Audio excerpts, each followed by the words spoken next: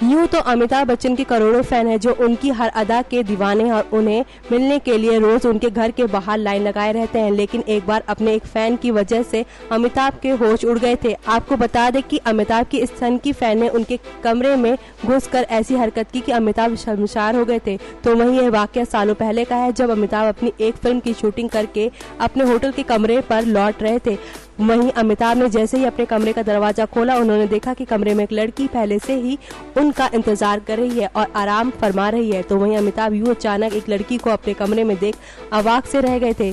साल 1975 के मायापुरी अंक में अमिताभ बच्चन ने इस वाकया का जिक्र किया था और बताया था कि किस तरह वो लड़की हाथ धोकर उनके पीछे पड़ गई थी और प्यार का इजहार करने लगी थी। साथ ही अमिताभ ने उस लड़की को बड़ी ही नरमी के साथ कमरे से जाने के लिए कहा, लेकिन वो नहीं मानी। कमरे से निकलने के बजाय उस लड़की ने अजीबोगरीब हरकतें करनी शुरू कर दी और अमिताभ के लिए अपने प्यार का इजहार करना शुरू कर दिया। और उसी लड़की की इन हरकतों से अमिताभ के होश उड़ गए। अमिताभ बार बार उस लड़की को समझाते रहे और बाहर जाने के लिए कहते रहे, लेकिन वो नहीं मानी।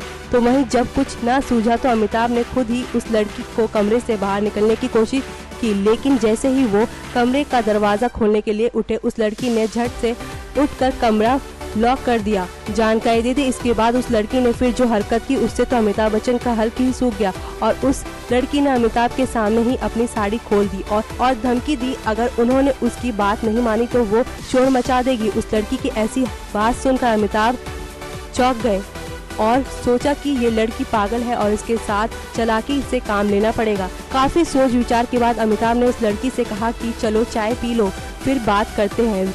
और वेटर जब चाय लेकर आया तो उसने दरवाजा खटखटाया, लेकिन जैसे ही अमिताभ दरवाजा खोलने के लिए गए तो वो लड़की डर गई और तुरंत देखने के लिए दरवाजे के सामने आ गई।